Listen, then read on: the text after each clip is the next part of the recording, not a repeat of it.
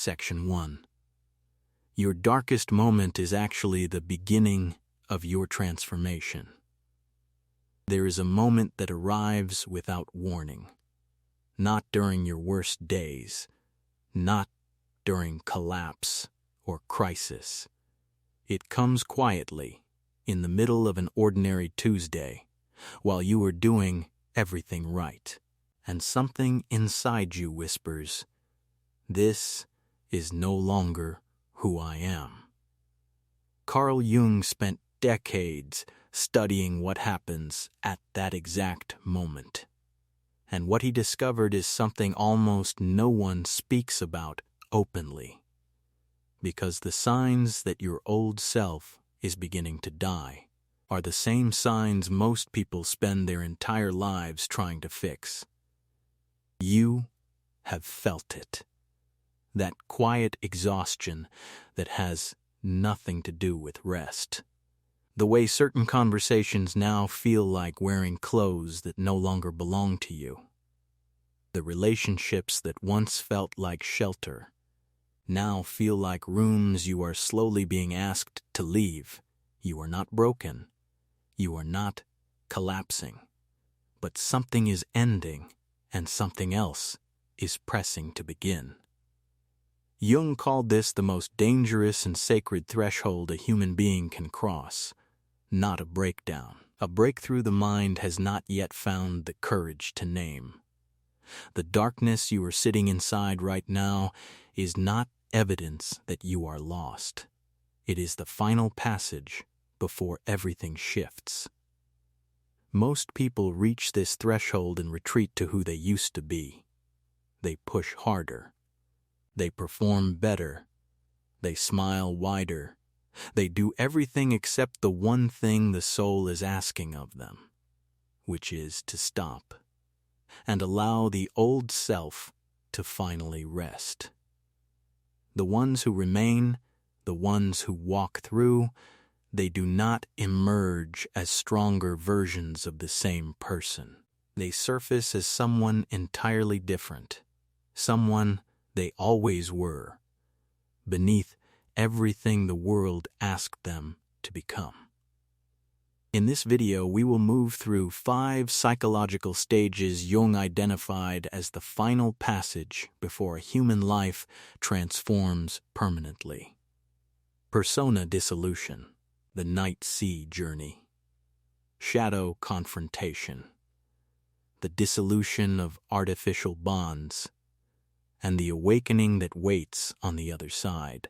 By the end, you will understand why everything fracturing inside you may not be a sign of failure, but the most precise signal that your real life is finally about to begin. Section 2. The mask you wear for the world is slowly suffocating your soul. Many people believe that existence shifts during its brightest intervals, when achievement finally arrives, or when everything at last begins moving forward. But what if the most profound change a human being can experience actually begins in the periods when they feel most adrift? In the moment they start to feel like strangers inside the very life they have constructed.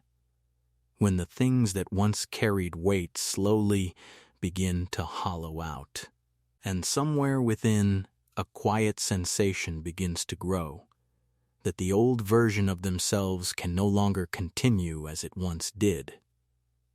Jung believed that before a person enters the greatest transformation of their life, the psyche must often first pass through a silent process of disintegration. A place where the old layers of identity begin to fall away so that a more genuine self can finally emerge. Because sometimes the darkest passage of the inner life is actually the final threshold before a person's existence changes forever. There are transformations in human life that do not arrive with thunder or violent collapse. They come quietly, the way winter silently moves through a forest. No one notices the first moment the leaves begin to fade. Yet one day the entire landscape is no longer what it once was. The dissolution of the persona unfolds in much the same way, not loudly, not dramatically, only as a subtle and profound sense of unfamiliarity that slowly seeps into the inner world. What is striking is that most people only begin to realize they have lost themselves when everything on the outside still appears intact. They still go to work each morning. They still speak the expected phrases. They still fulfill the roles demanded of them by family, society, or the environment around them. Yet somewhere deep beneath all those orderly movements, a quiet sensation begins to grow, difficult to name. A feeling as though they have lived too long inside a chamber without windows, where the air remains enough for survival, but no longer enough to truly breathe. Carl Jung once wrote, "The privilege of a lifetime is to become who you truly are." Yet the greatest paradox of human existence is this: before becoming themselves, most people spend years becoming versions that the world finds easier to accept first. Jung called this psychological structure the persona, the social mask shaped through the long process of adaptation. A child realizes they will be cherished more when they are obedient. A man learns to conceal his vulnerability out of fear of being seen as insufficient. A woman grows accustomed to being endlessly agreeable so she will not become a burden in the eyes of others. Over time, these adaptive behaviors no longer feel like decisions. They become identity. And that is when the quiet tragedy begins. The true danger lies in the fact that a person can live inside the persona for so long that they eventually forget what their real face even looks like. Some people spend nearly their entire youth constructing versions of themselves that make others comfortable. They choose the expected path instead of the one that makes their soul feel alive. They remain in connections long after the emotional life within them has dried out. They become so accustomed to answering "I'm fine" that even when their inner world is fracturing apart, they no longer possess the language to describe what they truly feel. From the outside, that existence may still appear perfectly functional. But deep underneath, the soul resembles a river that has been diverted away from its natural course for too long. The surface may remain calm, yet the currents beneath have already begun losing their vitality. More often, the dissolution starts with an incredibly subtle feeling of alienation. One day, a person suddenly realizes that the things which once made them proud no longer make them feel alive. Exchanges that once felt natural now feel heavy. Environments that once gave them belonging now create an inexplicable sense of suffocation. Like an actor who has stood on stage for so long, they suddenly forget which part is the character and which part is themselves. Many people become frightened when they reach this point. They force themselves to keep conforming, to remain cheerful, to continue meeting every expectation placed upon them. But from Jung's perspective, discomfort with one's old existence is not always a sign of collapse. Sometimes it is a sign that the psyche has begun to mature beyond the identity that once sheltered it. Just as a tree cannot continue growing inside a container that has become too small, human beings are no different. At a certain point, the persona that once helped them survive begins to transform into the very structure that suffocates their soul. There is a story that comes to mind.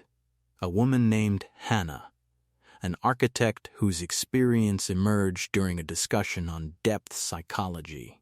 In the eyes of everyone around her, she was almost the perfect image of an accomplished adult. Calm, rational, independent, always composed. But one evening, sitting alone in her office after everyone had departed, watching the city lights reflect against cold blue gray glass, she broke down crying without understanding why. Nothing tragic had occurred that day. It was simply the first time in her life that Hannah realized she had spent too many years building a life that looked perfect from the outside, while no longer being able to hear her own voice anywhere within it. That is the moment the persona begins to dissolve. Because there are phases in life when the soul is no longer capable of cooperating with the version of ourselves that others once praised. Reactions that once felt natural begin to feel forced. Sometimes a person feels as though they are standing inside their own life, watching everything through a layer of fogged glass. Still present, yet no longer truly belonging. But what the soul longs for has never been a more refined mask. What it truly needs is to finally stop concealing behind one. And sometimes the feeling that you can no longer endure your old self, that is the very first signal that your real life is about to begin. The persona begins to dissolve the moment a person no longer has the capacity to continue living as a performance. But what comes immediately afterward is often far more frightening. Because when the old identity begins to crack apart, the soul does not instantly discover a new light. More often, it must first pass through a long and disorienting darkness. Section 3. When everything goes dark inside you, your soul is preparing to be reborn. The soul truly begins to shift at the moment a person no longer suffers from a lack of happiness, but becomes exhausted from continuing to live inside a meaning that has long since died within them. The night sea journey often begins from that very silent depletion, not the kind of dramatic collapse the world easily notices, but something more like the slow withdrawal of warmth from a room at the end of a winter afternoon. Everything remains in its old place. Yet the vitality that once made it feel alive has quietly departed. It is a condition many ancient civilizations described through remarkably similar images: the descent into the underworld, the crossing through the sea of night, the journey in which the soul must pass through darkness before rebirth becomes possible. In Babylonian mythology, Gilgamesh wanders through darkness, searching for the secret of eternal life. In Greek mythology, Orpheus descends into the underworld. Even within the alchemical tradition that fascinated Carl Jung, the stage of nigredo, the blackening, was always regarded as the first and necessary condition before true transformation could occur. Before a new self can emerge, the old consciousness must often pass through a darkness where every familiar form of direction becomes useless. Because most people are raised to believe that growth should come with clarity, that if they are living correctly, they should always feel purposeful and certain of where they are heading. But the reality of psychological depth is different. There are periods of inner development that do not resemble light at all, but disorientation. Not because the soul is perishing, but because the old structure of consciousness can no longer contain the person they are in the process of becoming. They no longer respond to existence in familiar ways. The things that once brought enthusiasm suddenly feel distant. Aspirations, once considered significant, begin to lose their inner gravity. And the most frightening aspect is not sorrow itself, but emptiness.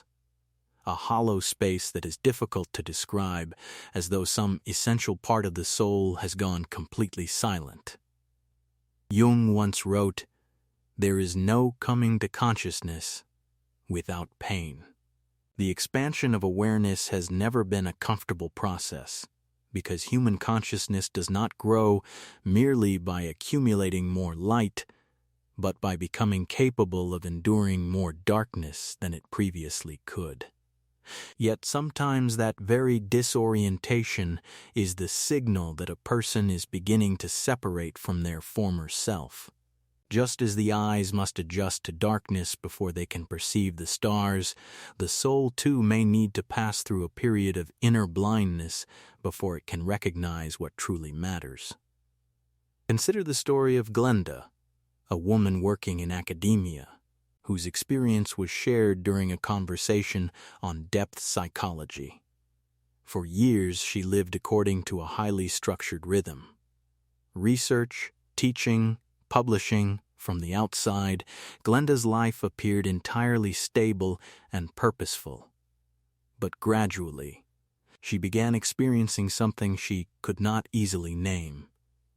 Every morning when she woke, she felt as though she were entering a chamber where every object remained familiar, yet their meaning had vanished. One winter evening, sitting alone in the library beneath the pale yellow lights, Glenda realized that what exhausted her was not the work itself, but the feeling that her soul had already drifted far away from her current existence long before her conscious mind had been willing to acknowledge it. And that is the true nature of this stage, the delay between the soul and consciousness. Very often, the deepest part of a person has already begun to move long before the ego acknowledges it. And so people fall into a peculiar and painful condition. They no longer fully belong to the old life, but they have not yet been reborn enough to enter the new one. In depth psychology, this is known as the liminal state, the threshold between two forms of existence. That is why this period often makes people feel as though they are living at the bottom of a deep ocean. The sounds of the world still reach them, but from very far away. Ordinary pleasures no longer touch the inner self the way they once did. Even time begins to feel strange. In many ancient rites of passage, people were required to endure a period of complete separation from ordinary existence before being reborn into a new version of themselves. Perhaps the modern soul is no different. It does not truly mature during periods when everything feels clear and comfortable. It matures during those stretches of life when a person is forced to sit inside uncertainty. And the greatest paradox of the night sea journey lies precisely here. While living through it, people often believe they are losing their way.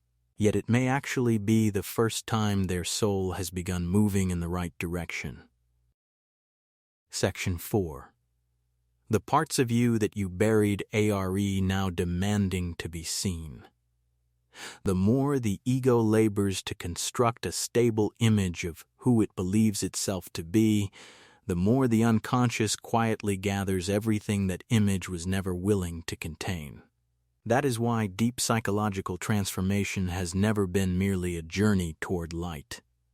At a far deeper level, it is also a reckoning with everything that has been pushed outside awareness throughout the course of one's life.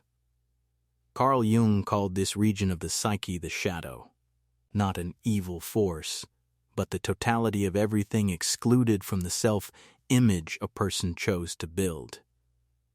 No one is born carrying a shadow. The shadow is formed through adaptation. A child who discovers their anger makes their parents uncomfortable learns to become compliant instead. Someone raised in an environment where vulnerability is considered weakness grows accustomed to appearing strong at all times. A person cherished primarily for their self-sacrifice gradually learns to bury personal needs beneath the surface in order to preserve the image of being good. Over time, those denied aspects do not disappear. They are simply pushed into the depths of the unconscious, where they continue to exist far beyond the reach of awareness, while still quietly shaping behavior, reactions, and inner life. What a person remains unconscious of within themselves often returns in the form of fate. Carl Jung once wrote, "Until you make the unconscious conscious, it will direct your life, and you will call it fate." Your greatest and most beautiful journey is the one that leads you back to yourself. Subscribe to Carl Jung philosophy and hit the like button, and let's walk that path together. Because what is repressed does not remain quietly in the dark. It searches for ways to return, through emotional reactions, through dreams, through relationships, and through the conflicts a person believes are entirely caused by the outside world. That is why someone who spends enormous energy maintaining the appearance of calm may secretly carry immense rage, without realizing it. A person who has constructed a careful moral image may become unusually harsh in judging the mistakes of others. Someone who always perceives themselves as a victim may unconsciously manipulate the emotional world of those around them. In many cases, what a person despises most intensely in others is precisely what they have refused to confront within themselves. Jung understood that the shadow rarely announces itself directly. It is usually perceived first in others, long before it is recognized within oneself. A man who cannot accept his own emotional vulnerability becomes irritated by anyone who openly expresses feeling. A woman who is denied her own hunger for influence may quickly label those around her as selfish or controlling. Confronting the shadow is ultimately the collapse of illusion about the self. A person begins to understand that they are not entirely identical to the composed image consciousness once constructed so carefully. Beneath the socially acceptable identity exists something far more primal, where instinct, desire, fear of abandonment, and long-suppressed anger continue to live quietly, like molten heat beneath an apparently stable surface. That is why many people become deeply unsettled by their own reactions during this stage. Some unexpectedly find themselves feeling envy toward the accomplishments of close friends, despite always having seen themselves as generous and supportive. Others discover they carry old resentment toward family members they believed they had long since forgiven. What unsettles them is not the emotion itself, but the way it destabilizes the entire self-image they had carefully maintained. In ancient mythology, the hero's journey almost always involves confronting something enormous and terrifying: a dragon, a sea creature, an impenetrable dark forest. In the language of the collective unconscious, such creatures symbolize the repressed instinctual forces that consciousness most deeply fears. The hero does not truly mature by conquering the external world. The hero matures by becoming capable of entering their own darkness without turning away. Repression only causes the shadow to grow more distorted within the unconscious. Maturity is the capacity to perceive the darkness within oneself without allowing it to unconsciously take control. A person who is aware of their own anger is often far less dangerous than someone entirely convinced they have never experienced anger at all. Because the most dangerous dimension of the human psyche has never been the darkness that is seen and acknowledged, but the darkness that operates completely outside awareness. No one becomes whole by preserving only the parts of themselves they find beautiful. True wholeness requires the capacity to hold the full inner contradiction, the light and the darkness together, without needing to exile either. Because at its deepest level, maturity does not mean becoming a more perfect person. It means becoming a more honest one. Section 5. The relationships that are fading were never truly yours to keep. Many of the most significant losses in human life do not begin with conflict, betrayal, or sudden collapse. They begin with the quiet withdrawal of presence. A conversation that once lasted for hours now feels heavy and dull. A bond that once carried understanding now creates a strange and widening distance. Even places that once felt like shelter slowly begin to resemble rooms the soul no longer wishes to remain inside. Jung used the term libido to describe the entire movement of psychic energy, the force human beings invest into the world, into relationships, aspirations, beliefs, roles, and the feeling of belonging. Which means that when a person enters a period of genuine inner transformation, the first shift often does not occur in the visible circumstances of their life, but inwardly, in the places where their psychological energy begins either moving toward something new or withdrawing from something old. Because people are not attached to others only through emotion. They are attached through the version of themselves that exists inside those connections. A person remains inside a friendship not only because of the other individual, but because of the familiar sense of self they experience in that person's presence. Someone may continue living inside an old environment not because it genuinely sustains them, but because it allows them to avoid confronting the terrifying question of who they would become if they stepped outside everything familiar. So when libido begins withdrawing from old psychological structures, it feels as though a part of their old identity is quietly dissolving alongside those bonds. Many people entering this phase attempt to salvage everything through reason. They tell themselves they are only weary, that if they make a greater effort, the old sense of belonging will return. But psychic energy does not obey forced willpower. Jung understood that libido always moves toward the places where the soul senses genuine growth, and slowly withdraws from what survives only as extended psychological habit. That is why some connections do not truly end on the day people say goodbye. They concluded long before that, in the moment the inner self stopped being genuinely present within the bond.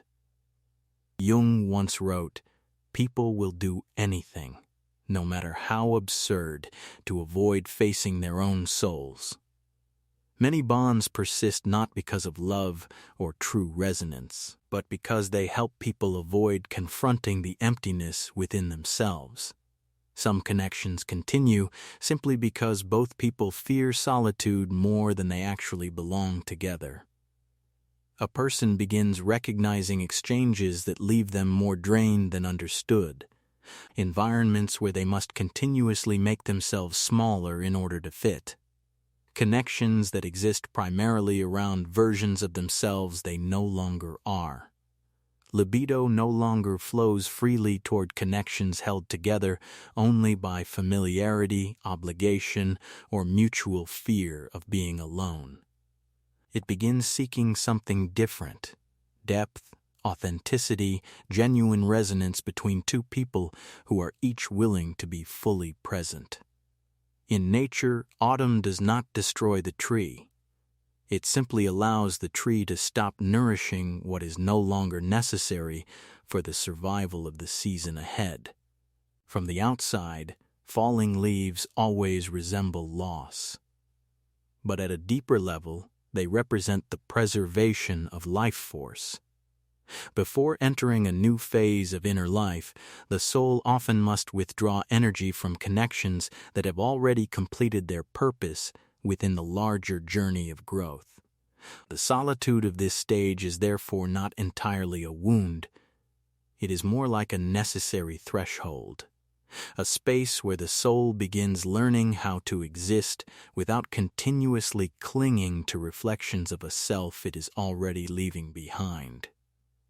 And if somewhere within your own journey, you too have felt a bond slowly becoming unfamiliar, not because of any great conflict, but simply because something essential had shifted, then perhaps you understand that the deepest pain is not always being abandoned by another person. Sometimes it is the quiet moment your soul realizes that a particular place no longer truly belongs to you. What remains after all that loss, all that silence, and all that dissolution is not a diminished person. It is a self that has finally begun to live without continuously abandoning itself. Section 6. You are not falling apart. You are finally becoming who you were always meant to be. After the dissolution of the persona, after the long descent through the darkness of the unconscious, after confronting the shadow and allowing connections that no longer resonate to fall away, a person gradually enters an entirely different quality of inner existence, the state Jung called individuation. Many people imagine inner rebirth as something powerful and radiant, an unmistakable arrival of clarity. But in reality, the first signal of this transformation is often something far quieter, a strange and unfamiliar stillness. The kind of peace that appears when a person finally stops fighting themselves. They no longer spend the majority of their energy managing how others perceive them. They are no longer living inside a constant state of needing to prove their worth in order to feel they deserve to exist. A deep calm begins forming within, like the feeling of ground finally becoming steady again after years of trembling. Carl Jung once wrote, "The privilege of a lifetime is to become who you truly are." But that sentence can only be fully understood by those who have passed through the cost of not being themselves, who have experienced the quiet destruction of living inside an identity assembled for everyone else's comfort. Because most people were not raised to live authentically. They were raised to adapt, to please, to survive inside collective structures without causing disruption. And so at a certain point, many people arrive at a startling realization their life has been built carefully, even beautifully, and yet their soul is nowhere reflected within it. Individuation begins precisely at that realization. In the ancient alchemical tradition Jung studied deeply, gold was not created by adding something new to matter, but by gradually removing the impurities concealing its essential nature. Because at its deepest level, individuation is not the journey of becoming someone else. It is the process of stripping away every false identity until the most original self is finally free to surface. That is why many people who pass through profound inner transformation feel less as though they are moving forward, and more as though they are returning home. They are no longer consumed by the endless need to redefine their worth through achievement, external recognition, or the approval of others. A kind of inner compass begins forming, one that allows them to sense what genuinely aligns with their soul rather than what merely satisfies collective expectations. At this stage, people stop living through old psychological reflexes. But after moving through deep inner reconstruction, they gradually come to understand something they were never taught, that the value of their own existence can no longer be entirely handed over to the outside world to determine. They can say no without drowning in guilt. They can remain silent without fearing misunderstanding. They can walk away from what no longer aligns with them without turning every separation into a conflict. This is a very different kind of liberation from the one the world typically celebrates. Not the freedom to do whatever one desires, but freedom from the constant, exhausting need to become what others expect. In nature, trees do not attempt to become another species in order to be accepted by the forest. Rivers do not alter their course simply because the landscape would prefer them to flow elsewhere. Only human beings spend years abandoning their own nature in exchange for the feeling of belonging. And perhaps that is precisely why the journey back toward the self is always both painful and sacred. People eventually come to understand that what they searched for throughout their entire lives was never truly achievement, admiration, or recognition. What the soul was quietly reaching for, all along, was simply the ability to exist as itself, without shame, without fear, without needing permission from anyone else. And perhaps that is the moment a person's life truly begins changing forever. Section 7. This is not the end. This is where your real life finally begins. The final psychological threshold before a human life transforms permanently is not the moment someone becomes stronger. It is the moment they can no longer continue living as their former self. Everything familiar begins losing its sense of belonging. The values that once sustained them slowly become unrecognizable. And beneath all those silent inner movements, another self is gradually being born. Carl Jung believed the human soul is always moving toward wholeness, even when that movement forces a person through their darkest and most disorienting passages. Honor what is unfolding within you, even the weight you are carrying now, because perhaps it is not a sign that you are losing yourself. Perhaps it is the moment your true self is finally beginning to arrive.